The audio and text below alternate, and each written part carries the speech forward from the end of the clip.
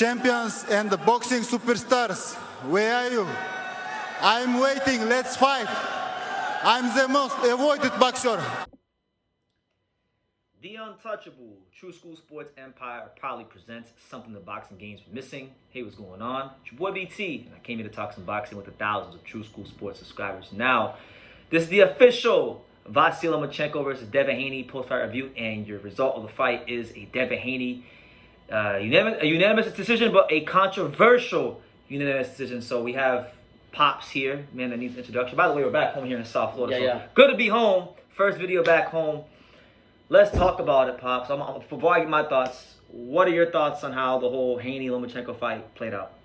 I thought I expected more from Haney. I think that he did good with his jab and he did what he was supposed to do as far as that. But I don't think that he beat Lomachenko. In my opinion, he didn't beat him. I wanted Lomachenko to win anyways, but the reality is he didn't do enough to win the fight. And it's just like Lomachenko gave him respect and basically said, like, hey, you know what, you're a good fighter and everything, but you ain't people Pound for pound. Yeah, pound. Yeah. Well, now Devin Haney's 30-0. He's things like his however many, he's got a lot of title defenses now. But my view of the fight was simply that I feel like Devin's lack of athleticism really cost him this fight. And it's funny, right? Because I hear a lot of people that really don't do their homework. They say like, oh, Devin wasn't going to win because of his athleticism. And even when I picked Devin to win, 117, 111 was my prediction. I was only off by a point technically, but I thought Loma won the fight. But one thing I knew that could be problematic for Devin coming into the fight was his lack of athletic ability. He's not an athletic fighter. He's a textbook, fundamentally sound boxer, but he's not like explosive fighter. He's not an athletic fighter, let's say the way a Teofimo Lopez is. So I knew that Lomachenko in this fight was going to be able to get that sidestep, create those angles, and get more into his rhythm earlier in the fight. I just thought that Devin Haney's jab would be better than it was. It was good, yeah, but it wasn't what it normally is. But to Devin's credit, and this is where I think he did very well, is he did a great job targeting the body. Lomachenko landing shots on the body. But I think as the fight wore on, class began to show. Like Lomachenko showed that he could get that lead foot on the outside. That even being the smaller man who turned pro at featherweight, that he could push the bigger, younger fighter back. And he was hitting Devin with so many great shots. Eye-catching shots, sharp shots, and I just think when you look at the fight, when we look at just the criteria of boxing, as the great Shakur Stevenson, who by the way, Shakur is you'd think he'd want to be biased towards the American fighter. No, he came out and said Lomachenko should be undisputed, and I agree with Shakur Stevenson. But Shakur said it best, like Lomachenko pushed the pace. He landed the more cleaner shots and the better shots. And when you like me and Pops, me and my dad, I was very observant of Bill Haney's instructions because that's one thing I always listen for with trainers to see what kind of instructions they're giving their fighters. What kind of chance are they giving their fighters to be themselves? Right. And I feel like Bill Haney's instructions were good. He was telling Devin Haney the right things. He was giving him clear, concise instructions. I just think that there was a bit of a disconnect because I just think that the rubber met the road where Devin Haney, I remember looking at his eyes in round 9. Devin didn't even believe in him. I could see the lack of belief just being sapped from Devin in the rounds 9, 10, and as Lomachenko was coming on. And, he won the fight, but he lost in the court of public opinion. And really, this didn't really do him any favors as far as, like, if you're thinking about Devin Haney being the best fighter at 135 or 140, come on. I'm telling y'all right now. I'm telling y'all right now. We just saw what Javante, and there's Lomachenko crying in the back. Look at that. They took it from him. How sick. It's all right. How sick. It's sick. Yeah. It's sick. I know he did a great job holding it together and was nothing but classy in the post-fight interview, but now it's really setting in that this man has been trying to get undisputed for so long. Back in the day when he was at 130, he wanted to be undisputed. Couldn't do it because of Tank. Now with Devin, he finally gets a shot at the age of 35 in his not natural weight class. And he puts on, to me, like, one of the all-time great performances. Because it's very rare, Pop. It's very rare you see a guy his age, 35 years old, fight a younger fighter, bigger fighter in their prime, and deliver that kind of performance. It just doesn't happen in boxing history. So the fact that he's not going to get the full credit because he didn't get the win on paper, like history books does not record that he won the fight, it's a shame. And mind you, I'm not a Lomachenko fan. Yeah. I thought Devin was going to win this fight a lot easier than he did. We were going back and forth. And we were going back and forth. Years. But what I will say is this: I know I was wrong, but I was right. I was wrong because Loma really won, but I was right because I was only a point off. Right. 2 of the judges had it 116, 112. I've been telling you guys 117, 111. So at least getting my due there. But I'm gonna say it like this: I like Devin. I think he will be a better fighter at 140 when he doesn't have to cut as much weight. But man, if he ever steps foot in the ring with Gervonta Davis, you know, he's getting sent to the morgue quickly and swiftly. Because you saw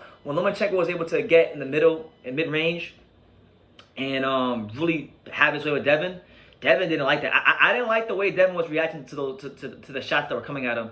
And, you know, it's like Gervonta Davis told Rolly, you know, it's easy to shoot them bullets, but what happens when the bullets come back? Yep. And, you know, I don't think Devin Haney has that level of dog to withstand if they ever fight, you know. So that's what it is. But, you know, it's boxing. You never know what you're going to get, how it's going to be the result. I got to say, man, and I mean, the last, 4 years, I really, not like Lomachenko just because of some stuff that's happened in his career that I didn't agree with. But, you know, I'm not a hater. I give credit where credit is due. This when people come back and they watch this video years from now, if you don't take nothing from it, it was one of the all-time great performances I've seen from a fighter at this age fighting another young, you know, prime undefeated champion. I can't really think of too many instances where a fighter at this age fights a younger, prime, bigger champion.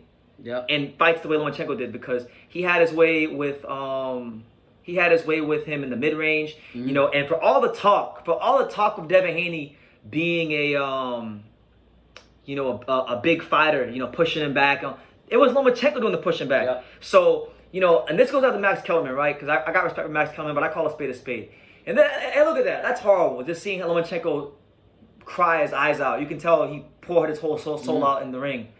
And it's unfortunate he didn't get the nod. But Max Kellerman's trying to spin this fight, saying, oh, well, you can't use the word robbery. No, Max. Robbery is the appropriate word because while it was a close fight, a fight can be close but still be robbery if it's clear. And to me, this fight was clear. It was a clear Lomachenko win. They took it from him because Top Rank probably has some other plans for Devin to make a Shakur fight or maybe fight, you know, not George Kambosos, he fought him already, but other guys they got in the stable. Loma's on the way out, Devin's on the way in, so it's business and politics as usual. But there is no spinning narratives of this fight. Max tried to use a narrative of Andre Ward and Cole. No, don't use that. Fucking company man. That's he's being a company man. Listen, on True School Sports, nobody puts a key in my back. BT says what BT wants to say. And what I'm telling you guys is that although you guys know I'm not the biggest Lomachenko fan, which, by the way, I'm changing all that tonight. Tonight, I'm changing all that. This guy's, he's always been a great fighter, but tonight, I think, in his whole career, tonight was the best performance of his career. And he gets robbed. So it's crazy how that works sometimes. Sometimes you get the best performance of your career and it comes at a loss. But to be 35, to fight a younger, longer, and push him back, prime, big guy, undefeated guy like this and push him back and beat him up and he had him hurt. I think it was in the 10th round or something like that. So listen, Lomachenko should have the respect of every and all boxing fans. He's definitely got my respect. And as far as I'm concerned, he is the real undisputed champion. And we all saw it happen. So listen, Devin Haney, shout out to him. Good fighter. Still more to learn, still more to grow, but he did not win that fight. And he even knew it. You can see it. And I'm gonna leave it at that. Yeah, he has the body language of a defeated fighter. So I mean, this is boxing. This is what sometimes we get the unfortunate decisions that shouldn't be right. But you know what? It's part of the game, and I don't think that Lomachenko should hold his head up high tonight because he gave the best of he could give, and that's why. And I think tonight, even in a loss, if you didn't think he was an all-time great before this fight, he definitely tonight cemented himself as one of the all-time greats. As for Devin Haney, I know he's undisputed. I know he does have one against Lomachenko, and he is a fantastic fighter. Let's not take away from Devin Haney, but I still think there's more to prove, and that's what it is. So. You know, let me know what you guys think. I want to hear what you guys think. Is there anybody out there that thought Devin Haney won this fight? And if so, let us know. Because I thought his body work was good in the fight. What did you guys think? Did you guys think Loma won the fight? Did you think Devin won the fight? And how do you think that Devin Haney would fare after seeing that performance? How do you think he fares against the likes of Gervonta Davis or Shakur Stevenson? And also let us know who you want Haney to fight next. Yeah. But either way, let us know in the comments down below. Make sure you guys take the time to subscribe. And like I say in every single one of these videos, you can love me or you can hate me. But I'm just a kid from Daniel. So until next time, take care, guys.